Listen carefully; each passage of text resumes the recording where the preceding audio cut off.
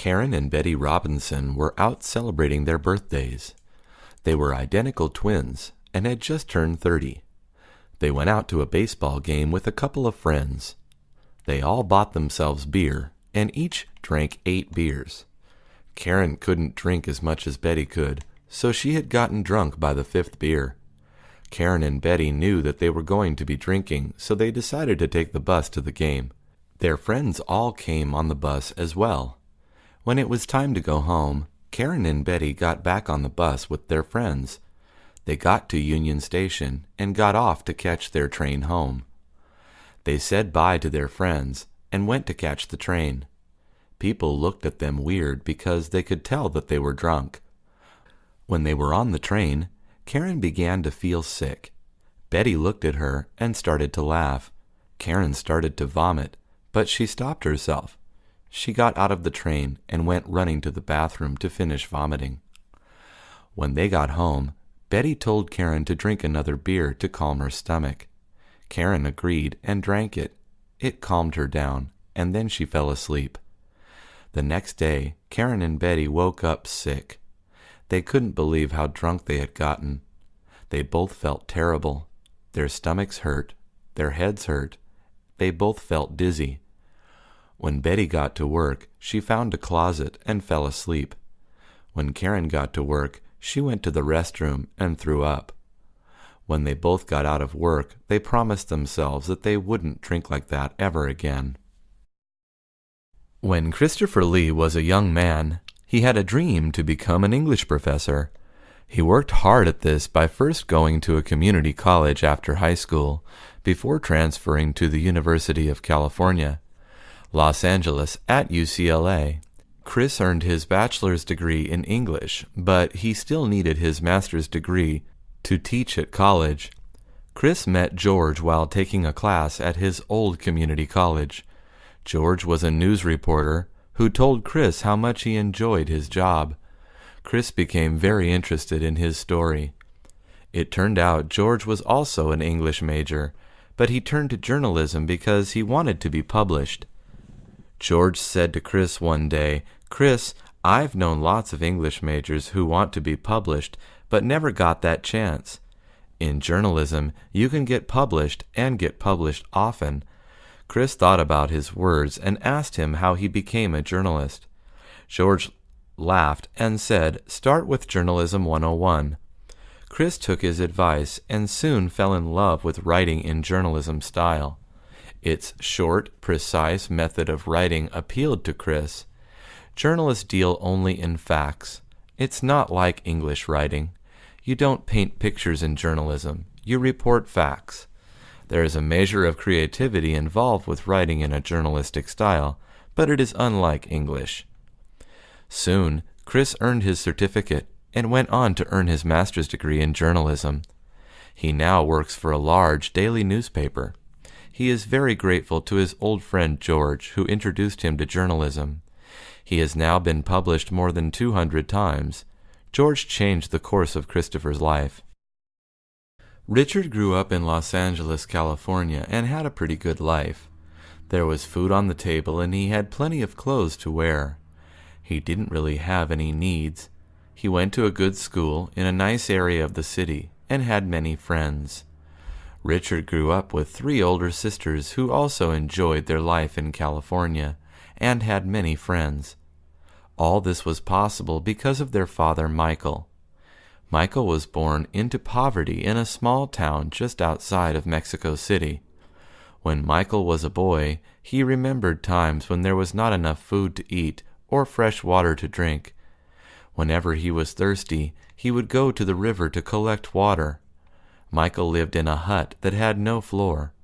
Many times he slept on the dirt, with just a blanket between him and the ground.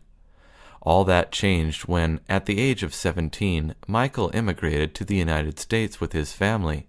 The first few years were almost as difficult as it was in Mexico, but gradually things began getting better for Michael and his family. When Michael turned 19, he decided to enroll into a community college. His father had always stressed the importance of learning English while they lived in Mexico. That talent was very useful to Michael now. Soon Michael was bringing home excellent report cards. Because of this, he was able to transfer to a university and earn his degree in engineering.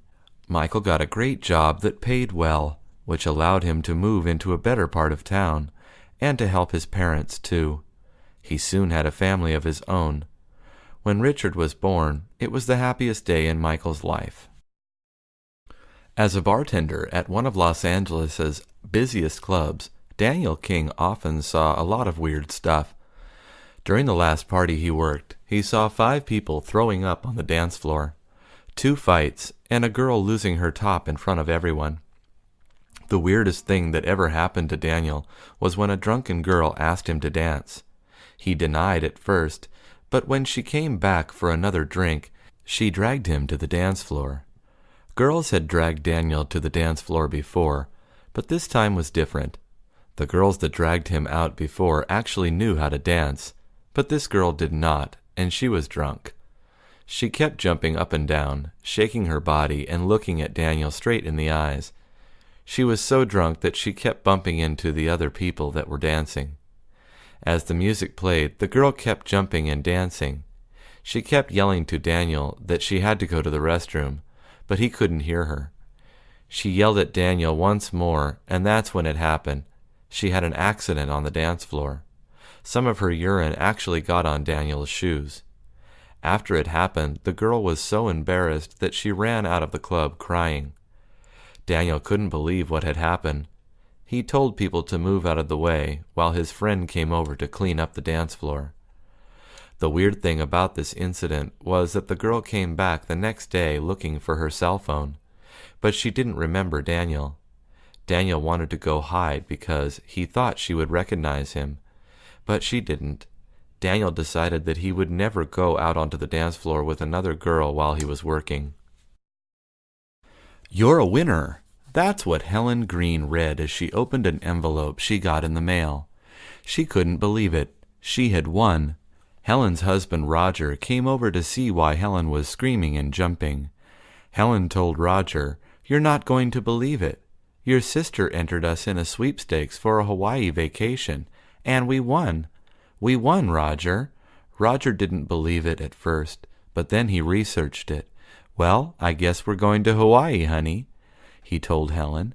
They both started jumping with joy.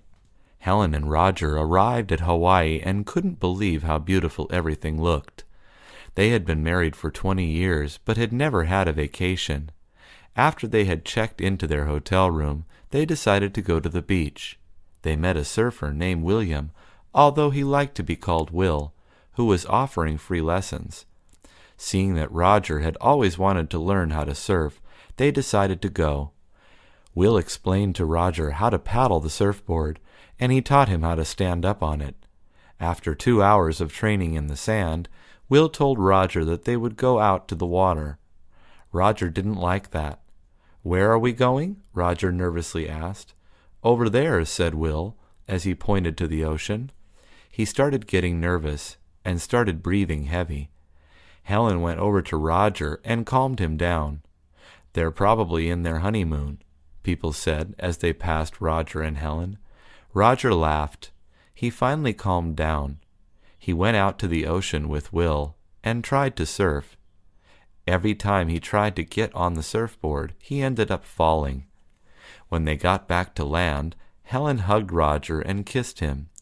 "You did great, honey. I love you," Helen said. Roger knew she was lying, but he had never seen Helen smile so greatly. He let it go. Paul Martin didn't like going to his family reunion. He didn't know most of them, and he didn't even like the people he did know. Paul had always been a loner. He liked doing things alone. He went to the movies alone. He went to concerts alone. He liked to go eat alone. So, at the family reunion, it was no surprise to see that Paul was sitting alone at a table where no one was sitting at. Occasionally, an aunt or uncle of his would come up and say hello, but none of his cousins ever said hello to him. Paul was fine with it. He didn't care, because he didn't like talking to them either. During his last family reunion, Paul decided to play a trick on his cousins. His cousins had been playing Nintendo in his uncle's room. Paul knew how to turn off all the power in the house. He locked the door to his uncle's room, and then went to turn off the power. When all the lights turned off, he could hear his cousins begin to yell. They were upset because the game was going really well. When his cousins tried to leave, they realized that the door was locked.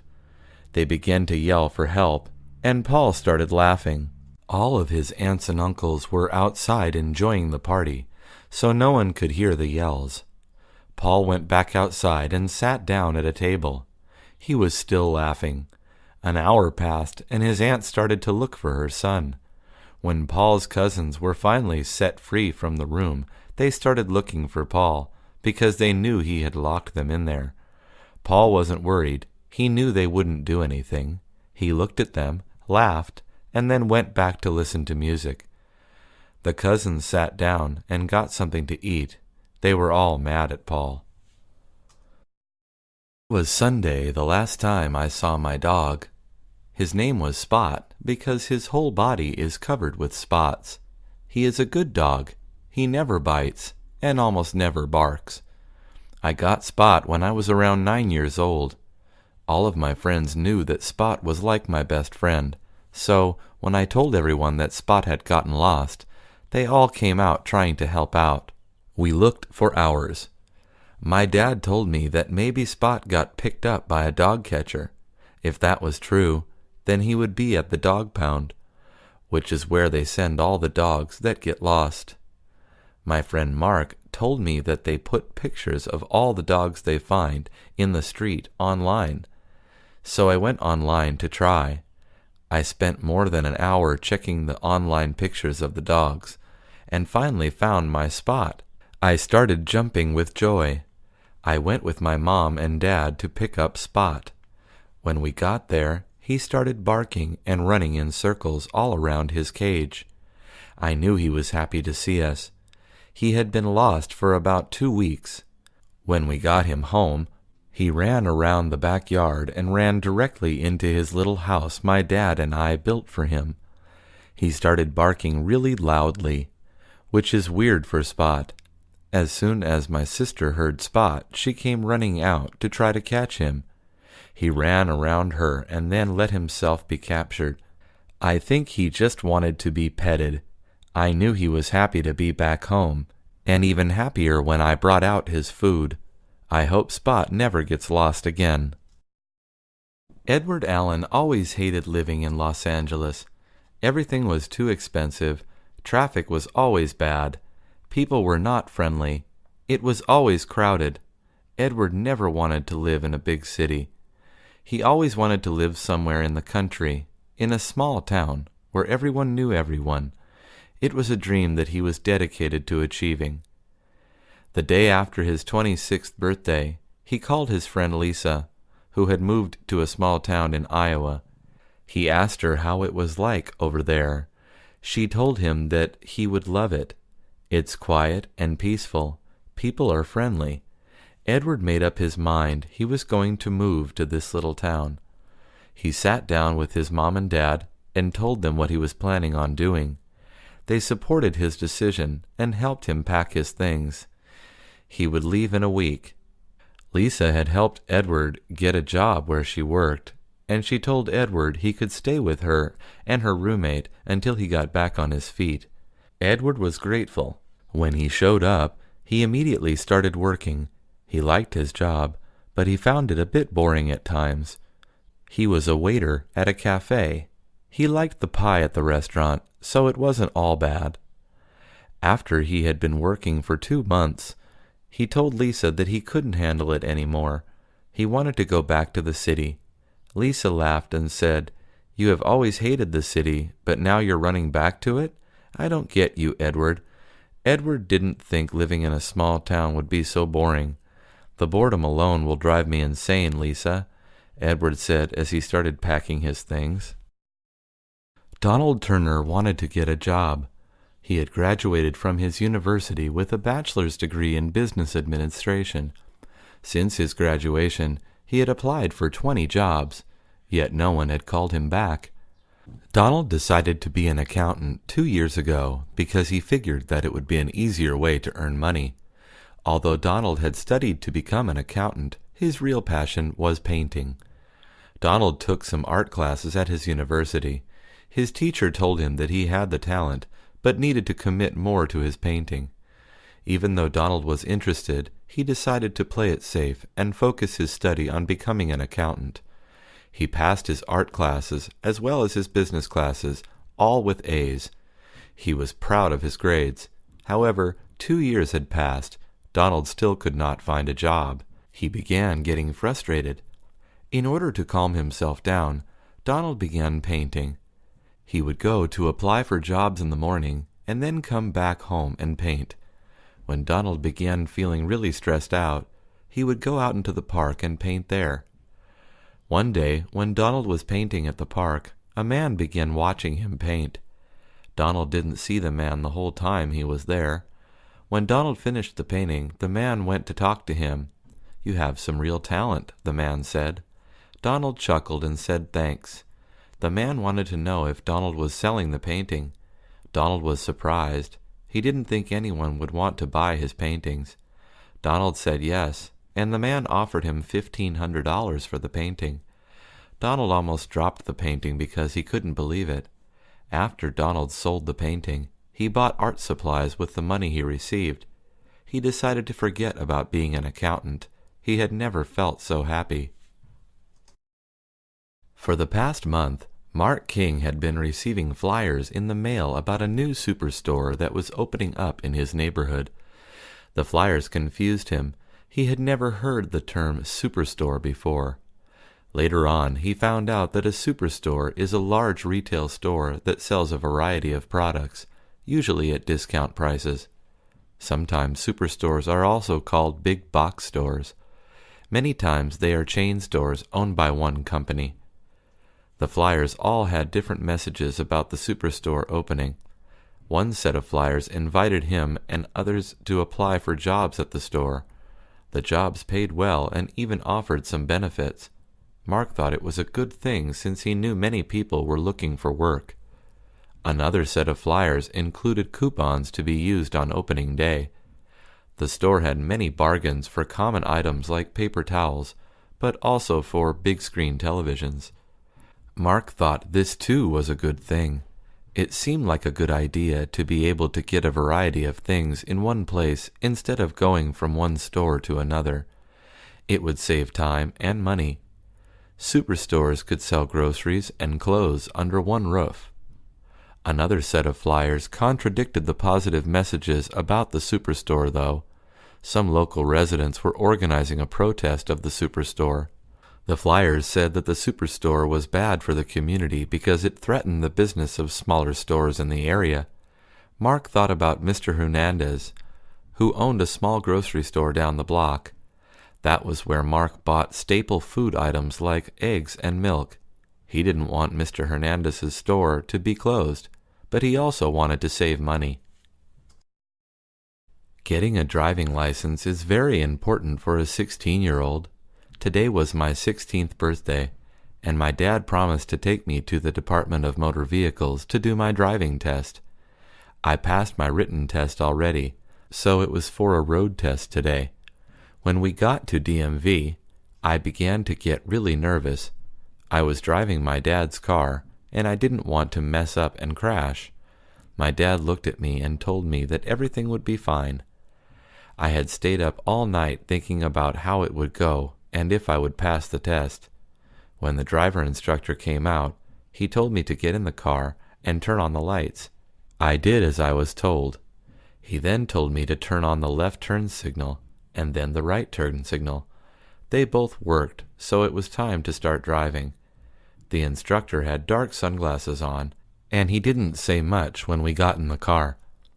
The instructor gave me directions to go straight and make a right turn at the next stop sign, which was a couple of blocks away. I did as I was told, and kept going straight. Then the instructor told me to keep going straight until I reached a street called Marengo, and then to turn left. As I drove, I kept looking for Marengo Street, and thought I might pass it and the instructor would deduct points from my test. When I finally found Marengo Street, I turned to tell the instructor. That was when I realized that he was asleep. I couldn't believe it. This was an important event in my life, an event that I had been worried about for months.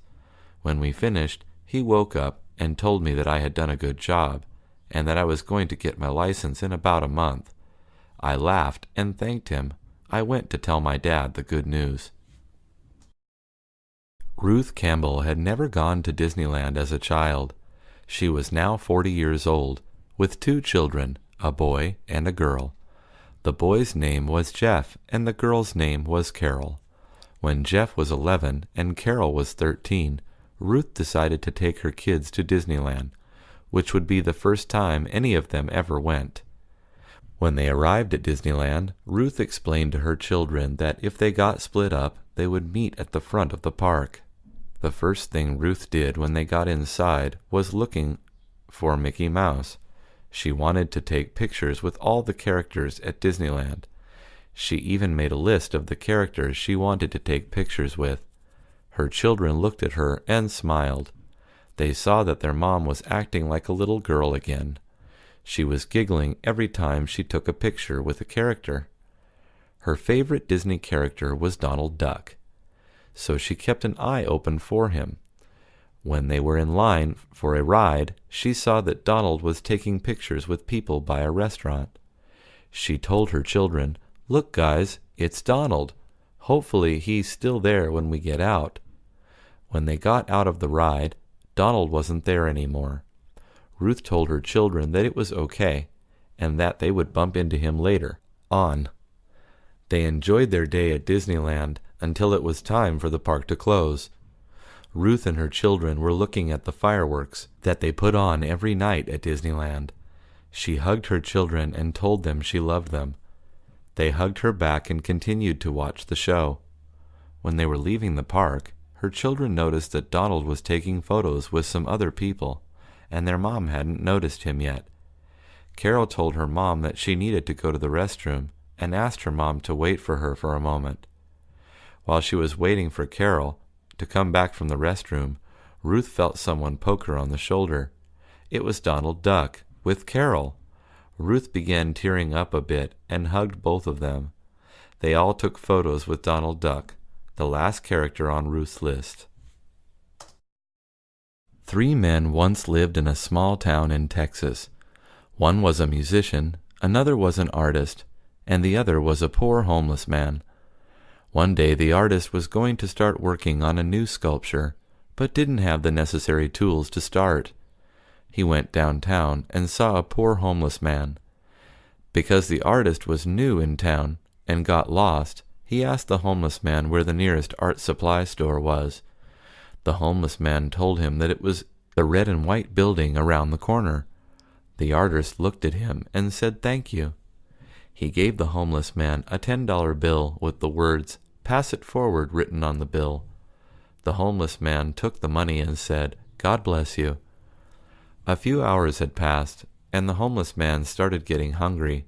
He walked around in town and saw a young musician playing outside of a cafe. The homeless man sat down and started listening to the music played by the musician. A waiter from the cafe came out and told the homeless man that he had to leave because he wasn't buying anything, and other people wanted to sit down and enjoy the music. The musician saw this and told the waiter to leave him alone, and that he would buy the homeless man something to eat. The waiter looked at the musician and said okay. The homeless man thanked the musician. After he finished eating, he took out the $10 bill and gave it to the musician. The homeless man left. After the musician had finished playing at the cafe, he decided to go to a local art festival with his girlfriend. They were walking around and looking at all the different paintings and sculptures. The musician's girlfriend saw a sculpture she liked. It was a young man helping out an older man who had fallen down. She wanted to buy it, but didn't have enough money. The musician told her not to worry. He pulled out $10 and gave it to the artist.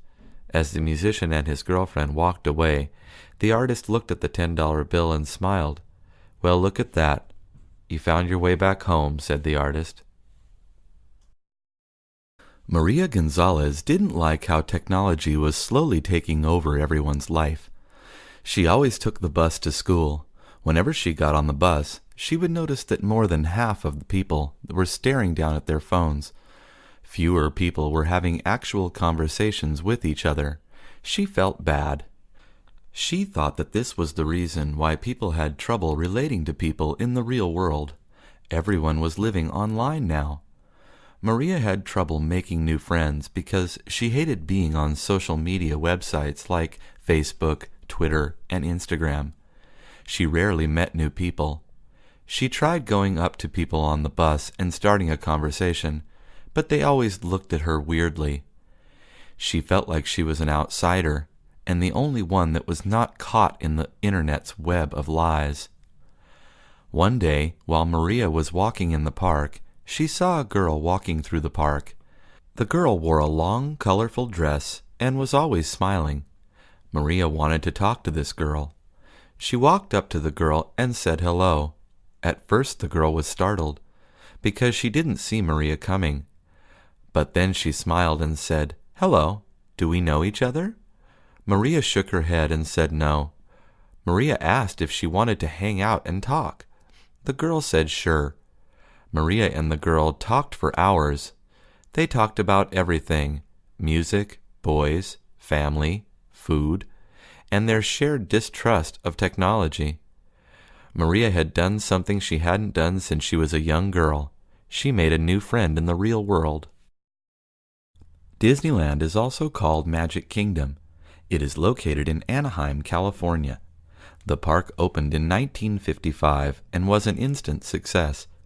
When Anthony Martinez was a little boy, his brothers and sisters told him about Disneyland. At first, Anthony didn't know what they meant. He was just too young and would call it Dizzyland, as he couldn't pronounce it properly.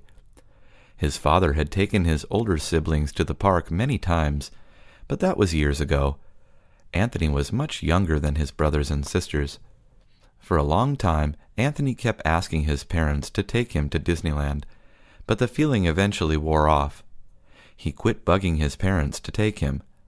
One day, when Anthony was about 8 years old, a classmate came to school bragging about his weekend at Disneyland. All of a sudden, Anthony wanted to go again. "Please, Mommy, take me to Disneyland," Anthony pleaded to his mom. His dad heard it and immediately told him, "Okay, son, we're going this weekend for sure." Anthony's dad hadn't realized that his youngest child had never been there, and felt very bad about it. The weekend came, and Anthony was so excited he couldn't keep still. When they got into Disneyland, Anthony marveled at the castles and other attractions. He especially liked the life-size characters that roamed the park. He grew up watching Mickey Mouse and Donald Duck. Now he was taking pictures with them. Anthony was in heaven. The best part of the theme park is the rides. Can we go on the Captain Nemo ride? That question was soon followed by, can we go on the Matterhorn? Soon Anthony had gone on just about every ride. He was overwhelmed by the place. Soon the family was back at their SUV heading back home with Anthony fast asleep. It was the greatest day of his young life, a day he would later call the best day of my life. A loud boom woke her up. She soon looked at the clock next to her bed. It was midnight. What was that? She asked her husband, who hadn't been woken up by the sound. So Betty shook him. Another loud boom followed. Then there was a crackling sound. "Oh, that's just fireworks," Betty's husband said. It wasn't the 4th of July, the most common day to hear fireworks. It was just a normal Thursday night in the middle of June. "Why would there be fireworks now?" Betty asked. Betty and her husband just moved into a new house after their wedding. This was the neighborhood her husband grew up in. He said it was common for people to start setting off fireworks in the summer, even before the Independence Day holiday. "The whole summer is a reason for fireworks here," Betty's husband told her. He said that even when it wasn't summer, people set off fireworks for whatever they are celebrating. "Maybe someone is having a graduation party or a birthday," Betty's husband told her. He said that sometimes people set off fireworks even when a local sports team won a game. Betty wondered how that was legal. She thought fireworks were illegal to buy and use. Betty's husband told her that it was easy enough for people to buy fireworks. He also told her that different counties in the state have different laws, so people could buy fireworks in one county and use them in a different county, like where they lived. Also, people can legally set off fireworks for holidays besides the 4th of July, like for Lunar New Year, he added. Betty tried to go back to sleep, but the loud booms and crackles kept going. She decided to get a glass of water and go out into the yard to see the fireworks. Patricia was happy that she was finally making friends since moving to Los Angeles from New York. She had left everything behind to move to be closer to her boyfriend. The first friend she made was Helen. Helen worked with Patricia at a clothing store in the local shopping mall. Sometimes Patricia would even see Helen on the freeway when they were working the same shift. Patricia thought that they must not live too far from one another. Helen confirmed this. "My neighborhood is right next to yours," Helen told Patricia while they were both checking out customers. "Drop by any time you want on a day when we're both not working," Helen said. Patricia took the invitation too literally. She was able to get Helen's address from their manager at work. "I want to surprise my new friend," Patricia told the manager. The manager thought that was sweet, and without thinking about Helen's privacy, he passed the address on to Patricia. On a day that Patricia and Helen both had the day off, Patricia looked up Helen's address on her map application on her cell phone. Helen's house was only 10 minutes away. Patricia followed the directions, and at 9 a.m. she rang the doorbell at 2374 Evergreen Avenue. It took Helen a while to answer the door. She looked genuinely surprised, but also confused when she saw Patricia on her doorstep. "What are you doing here? How did you get my address?" Helen asked. She was still in her pajamas, and her hair was a mess. "You told me to drop by any time we both had the day off. So I got your address from our manager." "I want to give you a surprise," Patricia said. "I was just being polite. You can't just show up at someone's house," Helen said before slamming the door on Patricia's face. Julie was tired of living with her parents. She was 22 and just finished college. She started a new job in an office and didn't want her parents to tell her what to do anymore. So Julie decided to start looking for an apartment. She started by looking at classified ads in the newspaper and checking on websites like Craigslist. The first apartment she went to see sounded perfect on the newspaper. It was advertised as a cozy one-bedroom apartment with a view. She made an appointment to view the apartment. When the landlord opened the door, Julie was sorely disappointed. The cozy bedroom barely fit a twin mattress and a nightstand. The window actually offered a view of a brick wall. Julie didn't give up hope, though. The next apartment she saw was advertised as having a renovated kitchen. Since Julie loved to cook, she imagined herself cooking gourmet meals on shiny new kitchen appliances. However, the broker showing Julie around explained that the only renovations were new knobs on an old wooden cabinets. Julie was beginning to lose hope.